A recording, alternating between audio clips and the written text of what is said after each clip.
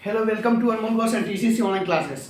आप सभी को एक सूचित बहुत ही आवश्यक सूचना देना चाहता हूँ कि अगर आप लोग इस बार मैट्रिक का एग्जाम जो इसका भी 17 फरवरी से है, इस टॉपिक को अगर नहीं पढ़ के गए तो आप 4 नंबर ऑब्जेक्टिव में गंवा सकते हैं और 2 नंबर सब्जेक्टिव में गंवा सकते हैं।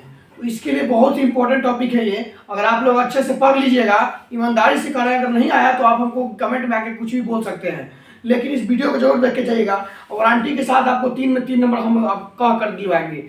तो ज़्यादा फेंकने वाला बात नहीं यहाँ पे होता है। आइए, ज़्यादा टाइम वेस्ट नहीं करते हैं और बोर्ड पे आते हैं। चलिए, सबसे पहले ध्यान से दीजिएगा, थोड़ा देर टाइम, ज़्यादा देर का वीडियो होगा ये, लेकिन आपको समझना बहुत ही आवश्यक होगा। रेडी करते हैं। देखिए, समीकरण आप लोग पढ़े होंगे 2 चर वाले रैखिक समीकरण। क्या पढ़े होंगे? 2 चर वाले रैखिक समीकरण पढ़े हैं ना। तो इसमें हमको टाइम नहीं है ज़्यादा कि आपको हम समझाएं, तो आपको हम समझाने के लिए ये नहीं कर रहे हैं, आपको समझ ये तरीका बता रहे हैं कि आज इस बार जो मैट्रिक एग्जाम में जाएंगे लेने वो कैसे निकलेंगे, उस तरीका को बताना है हमको। तो डायरेक्ट बोर्ड में कहाँ से क्वेश्चन आता है, एक ही क्वेश्चन से हम 4 क्वेश्चन बता देंगे आपको। ध्यान दीजिएगा सिर्फ। जैसे सबसे पहली बात, ऑब्जेक्टिव में कैसा क्वेश्चन आता है, जैसे देखिए 3x + 4y = 6, ये हो गया। इसको बोलते हैं पहला समीकरण। आपके एग्जाम पेपर में, क्वेश्चन पेपर में जो होता है, कॉमा देके बगल में लिखा रहता है, ठीक है ना। अब देखिए, इसी के नीचे देखिए 6x + 8y = 12, ये दे देगा दूसरा समीकरण।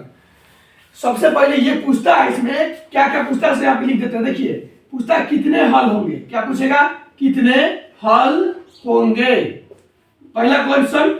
दूसरा पूछेगा कैसी रेखा है। क्या पूछता है? कैसी रेखा है। तीसरा पॉइंट, संगत है कि असंगत है। संगत है कि असंगत है।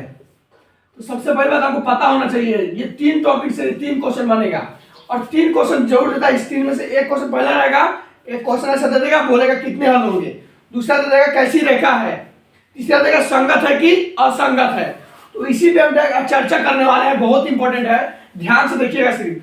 सबसे पहले बनाने का तरीका होता है, आप कभी ना कभी, अब पढ़ाने का पूरा बेसिक क्लास टाइम नहीं है, इसलिए आपको तरीका बता रहे हैं कैसे आप नंबर उठा सकते हैं एग्जाम में। अब तो सबसे पहले मानक रूप क्या होता है? मानक रूप। ये 2 चर वाले रैखिक समीकरण का एक होता है मानक रूप। कैसा रूप? मानक रूप। तो मानक रूप जो होता है ना दोस्तों, होता है a1/a2 बराबर में होता है b1/b2 बराबर में होता है c1/c2।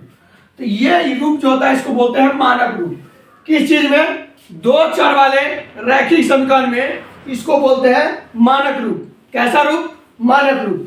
तो इस टॉपिक से आपको क्वेश्चन उठाना है मैट्रिक में। तो कैसा क्वेश्चन? जैसे ये देखिए, जब a1/a2 बराबर होगा b1/b2 बराबर होगा c1/c2, तब इसका जो पूछेगा ना कितना हल होगा, तो इसका आंसर चुपचाप बोलिएगा। इसके कितने कोई पूछेगा ना, जब जैसे कि देखिए 3/a1 क्या होगा, जिसके इसका देखिए समीकरण 1 है ना, तो इसको समीकरण 1 में हम पहले वाला को a1 बोलते हैं, दूसरा को हम b1 बोलते हैं, तीसरा को c1 बोलते हैं। तो a1 में जो होगा ना दोस्तों, ये अचर पद उठाएंगे। किसका पद? अचर पद। इसका 3x में अचर पद कौन हुआ? 3, तो अचर मान उठा लेंगे।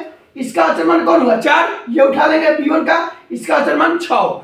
तो आप समझते हैं, गिनती की संख्या को अचर मान कहते हैं, और जितना भी ABCD जिस संख्या में लग जाता है वो सब चर मान हो जाता है। तो दोनों गिन जाके तभी 2 चर वाले रैखिक समीकरण क्या होता है, जिसमें चर और अचर दोनों मिल जाए, जिसमें 2 को चर हो, एक अचर हो, वो होता है 2 चर वाले रैखिक समीकरण। तो देखिएगा, अब देखिए दूसरा समीकरण है ना, इसको बोलेंगे a2, इसको बोलेंगे b2, इसको बोलेंगे c2। ये हर बार एग्जाम में पूछता है। तो ये हम बता सकते हैं a1 कितना है, बताइए 3 है, a2 कितना है 6, b1 कितना है 4, b2 कितना है 8, c1 कितना है 6, c2 कितना है 12। आपको ये बताना चाहिए कि ये कटने पर तीनों बराबर अगर आ जाएगा ना, आएगा कि नहीं आएगा। देखिए 3 दूनी 6, 1/2, 4 दूनी 8, 1/2, 6 दूनी 12, 1/2। तो जब भी 1/2, 1/2, यहाँ भी 1/2, जब सब समान हो जाए मानक रूप में, दोस्तों ध्यान से सुनिएगा, जब सब बराबर हो जाए तब यह इसका हल पूछेगा। क्या पूछेगा? पहले हल। तो हल बोलेंगे अनगिनत हल। कैसा हल? अनगिनत हल। कैसा हल दोस्तों? अनगिनत हल। कोई दिक्कत? अब पूछेगा ये संगत, ये रेखा कैसी है। देखिए एक बात समझा देते हैं। जब भी बराबर निकल जाए, सब समान निकल जाए, यहाँ भी 1/2, यहाँ भी 1/2, यहाँ भी 1/2, तब यह रेखा पूछेगा तो बोलेंगे संपाती रेखा। कैसी रेखा? संपाती रेखा। उम्मीद करते हैं दोस्तों समझ में आ रहा होगा। इस वीडियो को जहां तक जाए सभी बच्चों को शेयर जरूर कीजिएगा। संपाती रेखा हो गया। अब क्या पूछेगा? संगत है क्या संगत? एक बात हमेशा रट्टा मार लीजिए, जिसका हल निकलता है वह संगत होता है, जिसका हल नहीं निकलता है वह असंगत होता है। इसका तो हल बहुत सारा हल निकलेगा। अनगिनत मतलब क्या? बहुत सारा हल। तो यह हो जाएगा संगत। क्या हो जाएगा दोस्तों? संगत। उम्मीद करते हैं आपको जरूर समझ में आएगा ये वीडियो।